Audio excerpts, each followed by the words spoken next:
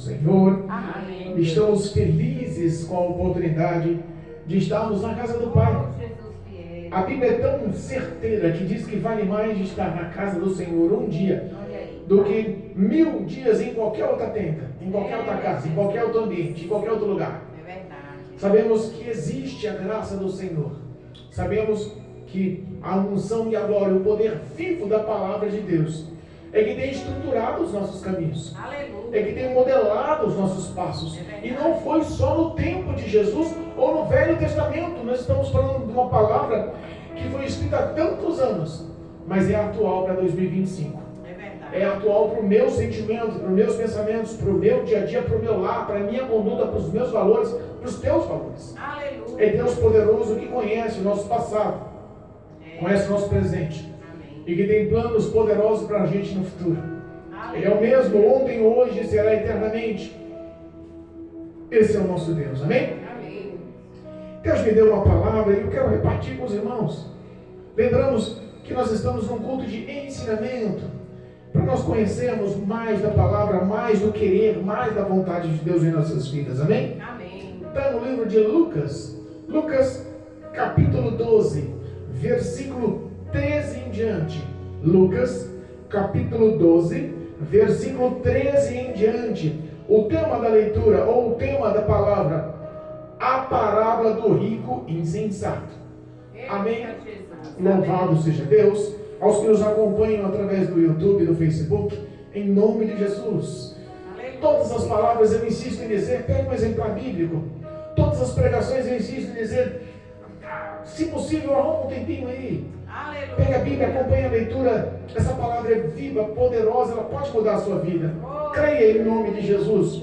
Deus é fiel. Ele vai agir quando o coração estiver aberto e esperando que o Espírito Santo trabalhe, porque é Deus poderoso para agir. Amém? Lucas capítulo 12, versículo 13 em diante diz: E disse-lhe um da multidão: Mestre, dize a meu irmão que reparta comigo a herança. Mas ele lhe disse: Homem, quem me pôs a mim por juízo ou repartidor entre vós? E disse-lhe: Acautelai-vos e guardai-vos da avareza, porque a vida de qualquer não consiste na abundância do que possui. E propôs-lhe uma parábola, dizendo: a herdade de um homem rico tinha produzido com abundância. E arrazoava ele entre si, dizendo: Que farei?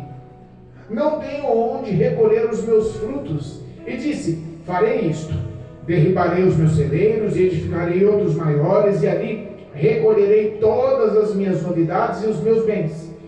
E direi à minha alma: Alma, tens depositado muitos bens para muitos anos. Descansa, come, bebe, folga. Mas Deus lhe disse: Louco, esta noite te pedirão a tua alma, e o que tens preparado para quem será? Assim é aquele que para si ajunta tesouros e não é rico para com Deus. Amém? Louvado seja Deus.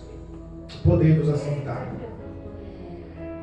Eu digo que essas palavras são palavras pedagógicas. São palavras que se enquadram hoje na cultura social. São palavras que se enquadram hoje na posição profissional. São palavras hoje que se enquadram na história financeira. São palavras hoje que podem induzir uma família à história do ser humano. Amém? Jesus, ele, em seus grandes ensinamentos, em seus grandes discursos, estava ele anunciando o poder vivo da palavra. E nesse ensinamento, nessa propagação da palavra, ele estava ensinando o homem a orar, a crer na oração, a confiar que Deus responde. Ele estava ensinando o homem justamente a confiar na ação, na benevolência, no amor de Deus. E aí, no meio de uma grande multidão, no meio de alguns confrontos, no meio de alguns embates, no meio de alguns fariseus que Jesus outrora falara duro, professava palavras difíceis, no meio de todo esse grande alvoroço na palavra, a Bíblia fala que sai um homem do meio da multidão, um homem do meio da multidão e fala para Jesus: Senhor, mestre, diz a meu irmão. Algumas traduções diz: ordena ao meu irmão que reparta comigo a herança de nosso pai. Olha aí. Entenda, no mínimo, o pai daqueles dois irmãos tinha morrido. E era de costume da região, era de costume deles, de costume litúrgico deles, que os mestres ou os sacerdotes, né, eles entrassem em assuntos pessoais, em assuntos familiares e ditasse as regras. Não, você tem que dividir, não, você não precisa dividir, sabe? Eles eram como espécie de juízes, eles induziam as ações. Talvez foi por isso que aquele homem olhou para Jesus e intitulou ele como um sacerdote, intitulou ele como um grande mestre, e falou: Jesus, ordena ao meu irmão que reparta comigo a herança de meu pai. Eu fico pensando, se uma grande multidão estava seguindo a Cristo Jesus, eu fico pensando se os discípulos que estavam ali recebendo de Jesus entendimento e graça para ensinar futuramente, para tomar o lugar de Jesus. Existe sempre no meio da multidão aqueles que não estão afim de Jesus, estão afim só dos benefícios que Jesus pode propagar. É verdade. Repara, se Jesus estava ensinando aqueles a acreditar na oração, Jesus estava ensinando aqueles a confiar na benevolência e na ação poderosa de Deus em favor dos homens, parece que aquele rapaz não entendeu nada. Ele estava seguindo na multidão e parece que não compreendeu nada. Ele estava no meio do povo de Deus, estava ouvindo a pregação, mas o coração dele não estava ali. A mente dele não estava ali. Acontece isso nos dias atuais? Infelizmente acontece. As pessoas que estão em grandes templos, ou estão em pequenos templos, estão ouvindo a palavra, estão às vezes incumbidos pela responsabilidade ministerial, mas estando dentro da igreja, o coração está longe. Meu Deus. Estando dentro da igreja, os lábios louvam, mas o coração está longe. Às vezes as pessoas estão compromissadas com ministérios, compromissadas com os pastores, mas não estão compromissadas com Jesus. Sabe o que é isso? Estão a fim só de absorver o que o Evangelho pode lhe dar. Estão a fim das bênçãos e não do abençoador. Estão a fim de compromissos que levam proveitos particulares, satisfações pessoais. Era o que aquele rapaz falou. Se Jesus estava sendo seguido pelos 70 apóstolos, pelos 12 discípulos, por uma multidão de aproximadamente 500 pessoas, não é possível que no meio daquelas pessoas ele não tinha ouvido falar dos valores das palavras, das pregações do Senhor, e que ele não teria compreendido. A verdade, ele estava no meio daquele povo, ele estava ouvindo os ensinamentos, ouvindo os valores do Senhor, mas o coração dele estava na herança. Meu Deus. O coração dele estava focado no que o pai deixou. Olha aí. Estava focado no que a terra nos reserva. Meu Deus. Nos valores dessa terra. E quando nós não temos nenhum tipo de comprometimento com Cristo, com o abençoador, estamos só esperando o que vem dele como bênçãos, verdadeiramente a vida da gente só tem foco para olhar no que essa terra nos proporciona. Meu Deus. Os valores, o que possamos acumular nessa terra. E Jesus aproveita o ensejo, aproveita a pergunta e repara que ele não puxou sardinha para um e nem para outro. Sabe o que nos ensina? Que muitas das vezes a gente não deve puxar sardinha para um para outro para nós entrarmos em brigas pessoais de famílias. É verdade. Às vezes você quer ajudar e piora. Às vezes você puxa sardinha para um e vira inimigo do outro, daqui a um tempo eles estão bem de novo e você está olhando aí com um cara boba, meu Deus do céu, eu tentei ajudar, agora ninguém fala mais comigo. Sabe o que é você tentar assumir problemas dos outros sem que Deus te dê orientação? Então às vezes nós entendemos que o próprio Jesus toma algumas posturas duras, porque aos olhos deles eles podiam falar, mas é costume dos mestres nos auxiliar e dar ordens para que acontecesse o bem, para que acontecesse essa repartição, porque é necessário, porque eu preciso, porque é um direito meu, e vocês têm mas Jesus olha assim, quem é que me pôs por juiz entre vocês dois? Quem é que me pôs como repartidor? Que história é essa? Não tem nada a ver com isso. Eu não tenho interesse na sua satisfação de heranças. Não estou aqui para falar ao teu favor ou ao favor do outro. Aleluia. Às vezes nós queremos, por bom coração, querer ajudar e atrapalhamos. Jesus nos ensina que muitas das vezes, em vez da gente tentar auxiliar, ele tenta mostrar outro ponto de vista. O ponto de vista de Jesus olhou para aquele que estava realmente querendo e provavelmente tinha parte naquela herança, olha para ele e disse, olha, acautelai-vos. Acautelai-vos do quê? Da avareza. Do desejo supremo pelo dinheiro. Meu Deus. Do desejo supremo pelo materialismo. Ele cata e bota no coração daquele menino que tinha outros pensamentos a serem colocados. Ele diz no versículo 15, ele disse, acautelai-vos e guardai-vos da avareza. Eita, Jesus. Repara, essas palavras dos dias de hoje, se um crente falar para outro, olha, guarda de ficar procurando demais dinheiro. Em muitas igrejas esse homem seria ovacionado. Em muitas igrejas esse homem seria criticado. Que história é essa?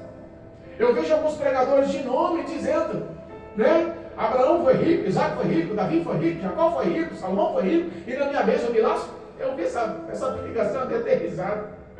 Meu pai. Deus conhece o coração do homem. Meu Deus. A pureza e a verdade dos grandes heróis da fé são diferentes das nossas realidades nos dias atuais. Vivemos uma era industrial, vivemos num país corrupto, vivemos num país imediatista, vivemos num país onde o dinheiro corrompe. Era diferente daquela época. Ou você acha que os valores daquela época eram iguais aos de hoje? Eram diferentes. A riqueza naquela época era ter um monte de ovelha, um monte de cabritinha, um monte de jumento. Você acha que alguém vai dar valor nos dias atuais, no que eles acarretavam como os valores no passado? Ou se acha que eles, nos dias atuais, teriam os mesmos desejos que nós temos nos dias atuais? Muda! Verdade. Jesus conhece o nosso íntimo, conhece o nosso coração. Ele está tentando, através dessa parábola, mostrar para aquele rapaz, olha só, nem tudo resume ao acúmulo de bens. O homem não pode ser julgado, o homem não pode ser posto na balança pelo que ele tem. Olha a parte B daquele versículo 15. Porque a vida de qualquer homem não consiste no que ele possui, no acúmulo de bens que ele tem. Olha aí. Meu Deus. Deus começa a mostrar, aproveitando aquela ocasião, não só para eles, mas para toda a multidão que estava ao redor. Ele começa a mostrar uma conduta que nos dias atuais tem corrompido e tem desviado, acabado com a vida de muitas famílias. Meu Deus. Dinheiro. É verdade. Avareza, ostentação do que possui. Nós vemos alguns vídeos ou algumas, como é que fala, shorts, né, no YouTube, dos homens que cansaram de ter relacionamentos tóxicos, que as mulheres se apaixonaram por algumas mulheres e as mulheres entraram na vida daqueles homens e relacionaram-se, foram morar juntos 6 meses depois. Formulava alguma situação, fazia medida protetiva por algum tipo de ameaça, algum tipo de situação que foi formulado. O rapaz era trabalhador, às vezes vítima, e a medida protetiva perante a lei dá direito ao homem sair da casa. Meu Deus. E ela ficava com a casa do cara. Meu Deus. Isso aconteceu tanto, que parece que hoje as situações mudaram. As pessoas hoje estão baseando relacionamentos não no sentimento, não na fidelidade, não no companheirismo, não numa estrutura sólida que a palavra nos ensina, que é o temor à palavra de Deus, que é a obediência aos valores bíblicos. As pessoas estão instituindo o relacionamento é o seguinte: quer casar comigo? Quer dividir o mesmo teto? Eu tenho minha casa, eu tenho meu carro, o que é meu é meu. Vamos fazer um contrato. Ou se não, nem fala o que tem. Bota no nome da mãe e aluga uma casa. Vai morar com a mulher. Se der certo por um tempo, tudo bem. Se não der, separa. Cada um vai para o seu lugar. Meu Deus. Dinheiro. Coração corrompido. Corações devastados pela avareza. O desejo está sendo prioritário no que o mundo oferece. E Jesus começa a falar: acautelai-vos e guardai-vos desse tipo de sentimento. Eita, Jesus. Ele aproveita a situação e conta uma parábola ou uma história. Jesus sempre fala conosco de uma forma que nós entendemos. É verdade. Ele sempre expressa de uma forma que a gente consiga enquadrar na história da nossa vida, no íntimo do nosso ser, para que a gente possa fazer uma autoanálise e realmente reavaliar as nossas condutas. Aleluia. ele chama aquele rapaz, aquela multidão toda para ouvir, os discípulos estão ao lado para aprender, e todos aqueles ali começam a prestar atenção na história de Jesus. Aleluia. E você, existia um homem rico, Olha aí. e ele era no mínimo um grande fazendeiro, um grande lavrador, um grande cultivador da terra. E a terra dele produziu com uma abundância intensa, talvez que ele não esperasse. E a Bíblia fala que ele produziu muito, ele teve uma colheita extremamente abundante, e ele começou a falar consigo mesmo, dentro do seu próprio coração: Meu Deus. o que eu vou fazer? Tenho muito agora, estou rico, estou abastado, eu estou influente, está todo mundo olhando para mim, Meu Deus. não preciso mais de ninguém, sou autossuficiente, Olha aí. o que eu tenho eu consigo me manter. O que eu vou fazer? Quer saber da coisa? Já sei. Vou derrubar os meus celeiros e vou fazer maiores, vou acumular tudo que eu tenho ali. E a Bíblia fala que depois ele falou com a sua própria alma, calma, deleita-te, descansa. Meu Deus. Tem muitos bens por muitos anos, come, bebe, folga. Olha aí. Sabe que quando nós vemos um homem rico, próspero, fala a verdade, não é o nosso sonho? Fala a verdade, não é o desejo que nós temos para os nossos filhos, para os nossos netos? Verdade. Entenda, a riqueza não tem nenhum problema. Deus não é contra a riqueza, mas Ele sabe para quem Ele dá a riqueza. Ele sabe para quem Ele dá a riqueza. Porque às vezes as pessoas estão na presença de Deus tão focadas no acúmulo de bens e esquecendo os valores bíblicos, que se um cara recebe uma promoção na empresa, passou de ajudante, virou supervisor, desvia da igreja. Não tenho mais tempo, ganho mais dinheiro. Vou participar do culto de doutrina para quê? Vou para um shopping. Não, no culto de ensaio não dá não, tem um churrasco para ir. Sabe, começa a mudar a rotina, o cotidiano. É por isso que muitas das vezes o pobre passa a vida inteira nos pés do Senhor, no deserto, no vale, pagando preço, porque sabe que se subir um degrau afasta dos caminhos do Senhor. Eita Jesus. Passa a vida inteira com chevetinho. Cara, Essa vida inteira a pé. passa a vida inteira com fusquetinha, apesar que Fusca hoje está caro, né? Mas passa a vida inteira com Fusca.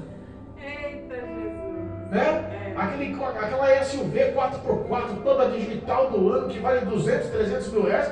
Ele sonha e Deus fala: não, pode continuar com aquele mãozinha de 10 mil. Não vou te dar mais que o Monza não. Olha aí. Se eu te der mais, você vai se pirulitar, vai se perder.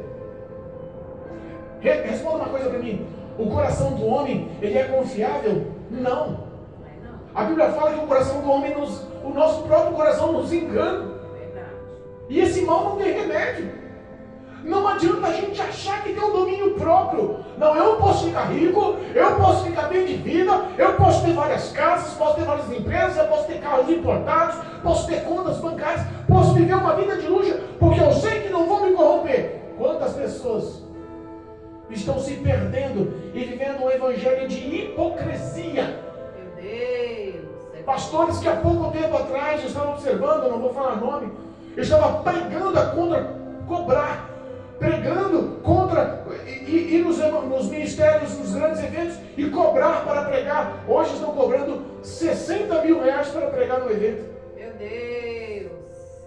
Misericórdia. Hoje nós vemos que as pessoas muitos estão na internet falando sobre a pobreza, falando sobre a miséria, mas os mesmos que estão falando sobre a pobreza estão com um relógio de 187 mil.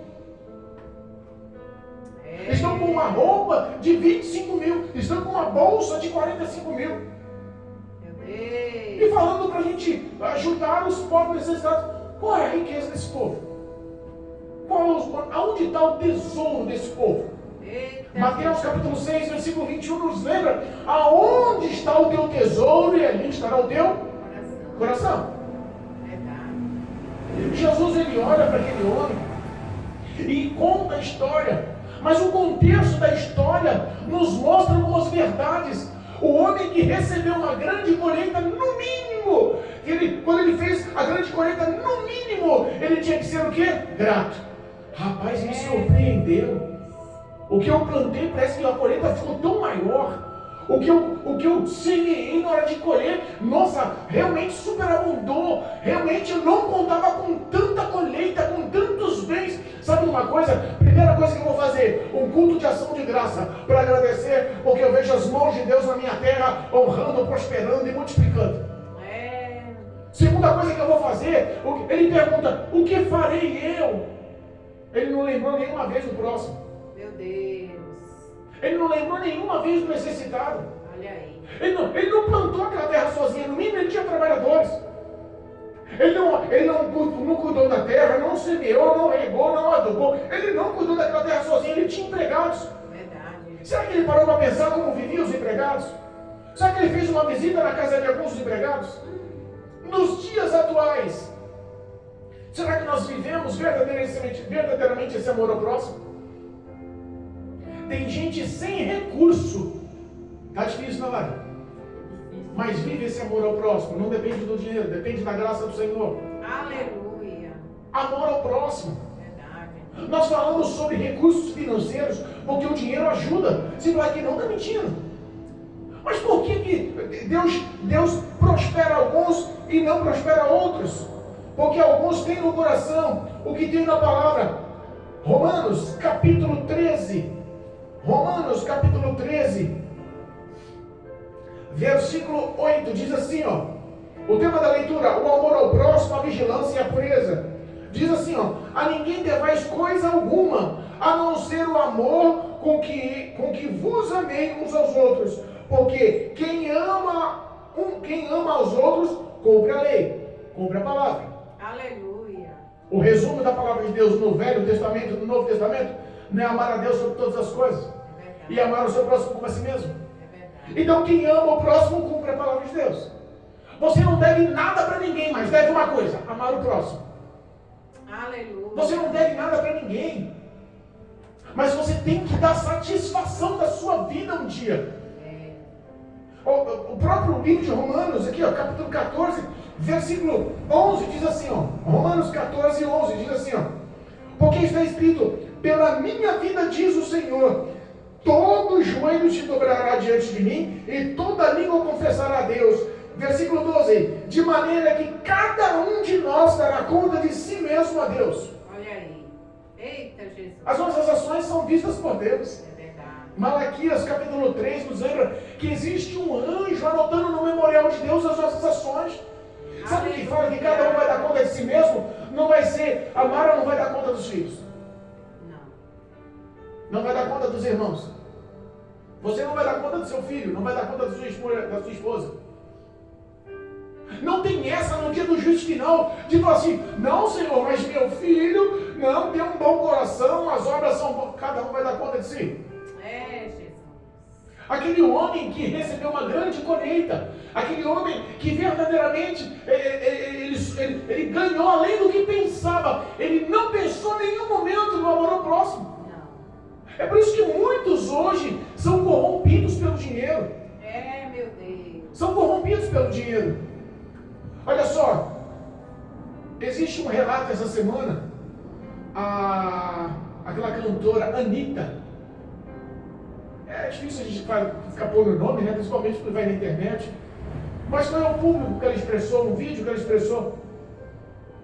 Ela expressou que no coração dela tem um vazio muito grande. Ela expressou que a vida inteira dela, ela correu numa meta só. De conquistas, de publicidade, de ser reconhecida, de enriquecimento. A vida inteira ela correu atrás desses valores. Mas hoje ela sente um vazio no coração. E vê que no resumo, no fim da vida dela, o dinheiro não cobriu, não tampou esse vazio. A fama não tampou esse vazio. Olha aí. Os valores que arrastaram multidões em cada show dela não tampou aquele vazio. As tietes e todo mundo que queria estar ao lado dela para fotos e para todo tipo de vida de ostentação não conseguiu tampar esse vazio.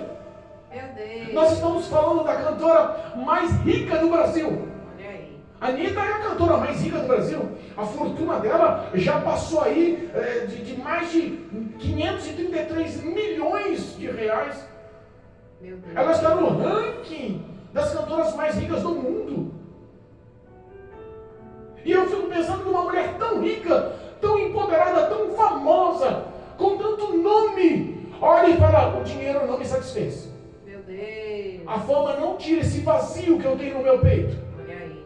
Sabe o que eu peço para os crentes que amam o Senhor, que amam os valores de Deus, que orem por essa alma, porque há esperança dessa mulher se render ao Senhor, e através do testemunho dela, muitas almas se renderem ao Senhor. Verdade. Eu acredito num Deus que salva, que regenera, que converte, que transforma, que muda a vida do homem. Aleluia. Repara que o dinheiro, ele não consegue suprir. Aquele homem rico, milionário, tinha no teu coração simplesmente insensatez. Vou olhar para mim, cada um por si. Meu Deus. Eita, Jesus. Às vezes a dedicação é tão difícil. É verdade. Às vezes as nossas dificuldades são tão intensas para nós. Mas quando nós fazemos o bem ao próximo é tão gostoso. É ou não é? Aleluia. Quantas vezes a gente, com o caixa da igreja praticamente zero, sem recursos financeiros, na semana que a gente não conseguiu nada nem de oferta, contava as moedinhas, sem renda, chegou um pastor amigo meu e: pastor, você pode me ajudar? Meu ministério está difícil, a minha esposa perdeu o emprego, eu tenho 3 filhos, o senhor podia me ajudar com uma cesta básica? Eu disse: não, meu querido, tal dia pode vir. E conta a moedinha aqui, pega do pão ali, acumula lá e faz um sufoco, vai a pé até lá embaixo, que eu já sanando no açaí. Bota a cestinha nas costas e vem a pé, porque não tem dinheiro para condução. Suando, subindo o morro. É, papai, é assim. Não tinha nem dinheiro para comprar um pãozinho no outro dia, mas o que a gente tinha recolhendo, comprou a cestinha básica para ele. Aleluia. Quando veio buscar, coitado, veio de longe, quase 3 horas de condução para chegar aqui, pedindo carona sabe, para baixo e para cima, para chegar com um carrinho de feira arrastando. E quando eu dei a cesta para ele, houve uma alegria tão intensa. A oração de agradecimento, desceu uma unção, uma graça, uma glória tão grande. Não é porque eu sou especial, não. É porque nós somos dependentes desse amor e devemos esse amor. Se Cristo não tivesse nos amado, se Cristo não tivesse se preocupado conosco, se Cristo não tivesse envolvido a tua graça em nossas vidas, o que seríamos de nós? Por que nós não conseguimos viver dessa forma? Deus Todo-Poderoso. Aleluia. Às vezes nós olhamos muito para si e esquecemos que nós um dia prestar satisfação. Olha só, ele diz assim, ó, louvado seja Deus. Lá na leitura oficial em Lucas, ele diz assim, ó, e direi, versículo 19 do capítulo 12 do livro de Lucas, e direi a minha alma. Olha, ele não estava falando à toa, ele estava falando para dentro do íntimo dele. E eu direi a minha alma, tem alma, tens em depósito muitos bens, para muitos anos, descansa, come, bebe, folga. Sabe o que eu vejo aqui? Nós somos constituídos por 3 gêneros: corpo, espírito e alma. Não é assim? Quando nós morremos, o nosso corpo volta ao pó da terra. É o que diz a Bíblia. Somos feitos do pó da terra. Como tudo que é vivo na face da terra é feito do pó da terra. Nós temos um espírito que é um fôlego de vida. Esse foi soprado em nossas narinas pelo próprio Deus. Aleluia. Mas quando nós morremos, a segunda fase volta para Deus. O primeiro volta ao pó, que é o nosso corpo, a matéria, a carne. O nosso fôlego de vida, quando morre, se perde, ele volta para o Senhor. Foi dado pelo Senhor. Mas nós temos uma alma que é eterna. Entenda, o nosso corpo, que foi feito do pó da terra, deseja o pó da terra. Tradução, deseja tudo que é da terra. Tudo que vem dessa terra. Nós somos descendentes dessa terra. A origem nossa foi do pó da terra. É por isso que nós almejamos tanto. Fomos feitos para adorar. Só que um detalhe, o nosso fôlego de vida veio dos céus. Veio do próprio Deus. Então nós temos também a porção celestial. Temos também a porção que veio do próprio Deus. E se nós somos feitos para adorar, repara que há uma luta. entre a carne e o espírito. É verdade. Mas no fim dessa batalha existe uma recompensa ou existe uma condenação para a alma. Meu Deus, é forte. Se nós almejamos pela origem da nossa carne, tudo que é desse mundo, então nós temos como avaliar quem vamos alimentar para vencer. Porque nós também temos o fôlego de vida, o Espírito dado pelo próprio Deus. Então nós também temos uma origem celestial. Então nós lembramos de Gálatas, quando fala sobre a guerra entre a carne e o Espírito. Eita Jesus. Esse grande fazendeiro, Olha aí. que fez uma grande colheita, que derrubou os celeiros e fez celeiros maiores, que acumulou toda a sua colheita, todas as suas riquezas, todos os seus bens, que bateu no peito e pensando em si, falou assim: alma, descansa, agora você tem muito por muito tempo, come, bebe, dorme, relaxa, goza da vida, vai viver o teu melhor. Meu Deus. Repara que ele falou para quem? Para a tua Alma. alma. Mas é que manda na alma. Quem é que manda na alma? É Jesus. As suas ações.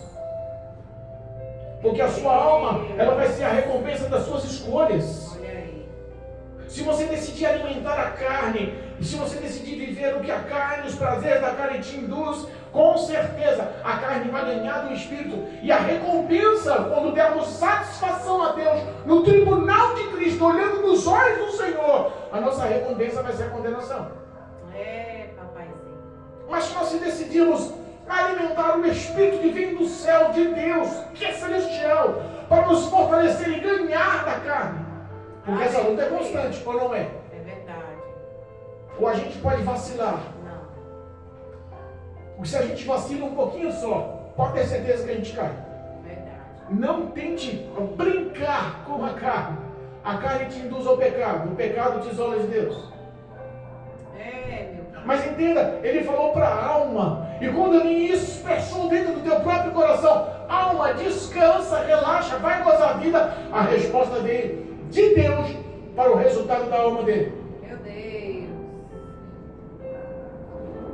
Às vezes, a nossa dedicação de amar ao próximo é vista por Deus Aleluia. e está alimentando o nosso espírito, É verdade. fortalecendo a nossa vida. Aleluia. Está nos dando força para ganhar da carne todos os dias. Verdade.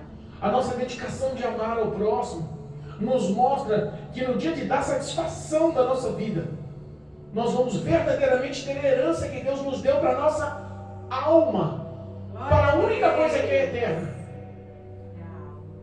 para a nossa alma. Aleluia. Então vale a pena sofrer sim por amor ao próximo. Oh, Então vale a pena sim cuidar do próximo, honrar mais o próximo como a si mesmo. aleluia. Eu conheço um presbítero de uma grande igreja, de uma Assembleia de Deus aqui na Vila Galvão, que é um homem bem sucedido, é um homem que anda com roupas bem ajeitadas, tem o seu carro bacana do ano alto, tem uma vida estável, é um grande pregador da palavra de Deus. Olha só, é um grande pregador, um homem com muito conhecimento bíblico, é um homem respeitado ministerialmente, mas ele bate no peito e diz: o meu dinheiro é meu, o meu dinheiro eu não dou para ninguém, Meu Deus. trabalho duro para ter. Olha aí. Não vou dar não. Vou pregar o evangelho, vou aconselhar, vou orar, vou interceder, vamos para a campanha, vamos falar da palavra, eu estou aqui. Mas o meu dinheiro ninguém vê não. Meu Deus. Misericórdia. Esse mesmo que prega a palavra, esse mesmo que é obreiro na casa do Senhor, esse mesmo que é reconhecido como nome de Deus, gasta em torno de 500, 600 reais todo mês só de medicamento na farmácia. Olha aí. Misericórdia. Gasta todos os meses com exames, laudos, diagnósticos dos médicos, consultas e todo tipo de dificuldades na sua saúde. Meu Jesus. É, papaizinho. Dizendo, não estamos falando que é consequência, nós estamos falando a verdade, que o homem, se colocar no coração aquilo que é terreno, ele começa a assumir as consequências do que é da terra. A carne começa a sofrer, sentir. Meu Deus. Olha só, estamos encerrando, olha só. Nós sabemos que um dia estaremos na presença de Deus. E Deus nos ama de tal forma de uma grandeza tão grande, Verdade. com um poder tão grande, que Ele nos deixou um evangelho muito simples. Aleluia. Ele nos deixou uma mudança de vida muito simples. Verdade. Versículo 21 do capítulo 12 de Lucas. Assim, aquele que para si ajunta tesouros não é rico para com Deus. Meu Deus. Ele é rico aqui na terra, mas para com Deus não. Eita, Jesus, é forte, hein? Esse evangelho que pode mudar a vida do ser humano, ele foi feito por Cristo Jesus de uma forma muito simples, Mara. Aleluia. Ele foi feito para o africano, ele foi feito para o australiano, para o americano, para o francês, para o inglês, para o espanhol, para o mexicano. Ele foi feito para o rico, foi feito para o pobre. Ele foi feito para o branco, ele foi feito para o preto. Ele foi feito para quem fala em português, ele foi feito para quem fala em inglês. Esse evangelho não tem distinção de classe social, não tem distinção de cultura, não tem distinção de idade, não tem distinção de território. É verdade. É um evangelho simples. Ama o Senhor teu Deus de todo o teu coração, Aleluia. com todas as suas forças, com toda a tua inteligência. Amém, Jesus. Ama o teu próximo como a ti mesmo. Quando ele fala que o homem ele é rico aqui na terra, mas não é rico para com Deus, é porque ele abriu mão da sua principal riqueza, Cristo Jesus como Senhor e Salvador. Olha aí. Cristo Jesus como Senhor e Salvador eterno, que é o único caminho, a verdade e a vida que reconcilia o homem para com Deus. Glória a Deus. Nós sabemos que essas palavras podem trazer mudanças para a vida do homem. Verdade. Mas por que, pastor? Porque a Bíblia fala que é essa palavra que, ao ouvida, gera fé. Aleluia. É o ouvir a palavra de Deus que pode gerar a mudança de história da vida do homem, ao crer que Cristo pode mudar a história, Aleluia. que o dinheiro não é tudo, que a riqueza não é tudo, e que se ele conquistar e ser aplaudido e aprovado por todos na face da terra, mas o íntimo do coração dele está vazio dos valores de Deus. Lembra do jovem rico?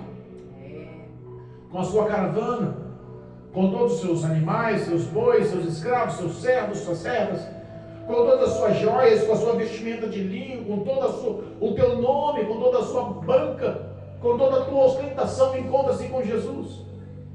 Bom mestre, o que me falta para ser salvo? Deus, olha aí. Jesus olha para você, Eita, Jesus. siga os mandamentos. Não, esses mandamentos eu sigo. Então lhe falta só uma coisa: vende o que tens, reparte aos pobres, vem e segue. O semblante caiu, Meu Deus. ele entristeceu porque era muito rico, não conseguia desvincular a riqueza do coração. Pouco tempo depois, entrando em Jericó, ele encontra-se com um homem publicano que também era rico, um cobrador de imposto que nunca teve relacionamento com o Evangelho, um homem que nunca teve nenhum tipo de envolvimento com o amor ao próximo, mas se encontra com Jesus. E Jesus não pede para ele dinheiro nenhum, mas ele se voluntaria. Senhor, hoje eu dou metade dos meus bens aos pobres. E se eu roubei alguém, eu vou devolver 4 vezes mais. Olha aí. Olha como o dinheiro pesa no íntimo do coração do homem. Verdade. Olha como o dinheiro conduz. Jesus nos ensina. Louvado seja Deus. Capítulo 6 de Mateus, versículo 24. Ninguém pode servir a 2 senhores, porque ou há de odiar um e amar ao outro, ou dedicará a um e desprezará ao outro. Meu Deus. Não podeis servir a Deus e a Mamon. Olha aí. Que nós possamos verdadeiramente ser sinceros com o Senhor. Aleluia. Não adianta o homem acordar cedo e dormir de madrugada, passar a vida inteira amando o trabalho, sonhando e lutando para as conquistas, se ele não teme a Deus, se ele não tem nenhum comprometimento com a fé. Verdade. E eu insisto em dizer, as nossas ações são vistas por Deus. Verdade. Que nós possamos verdadeiramente viver esse evangelho dia após dia, chorando. Tem um hino que diz, né?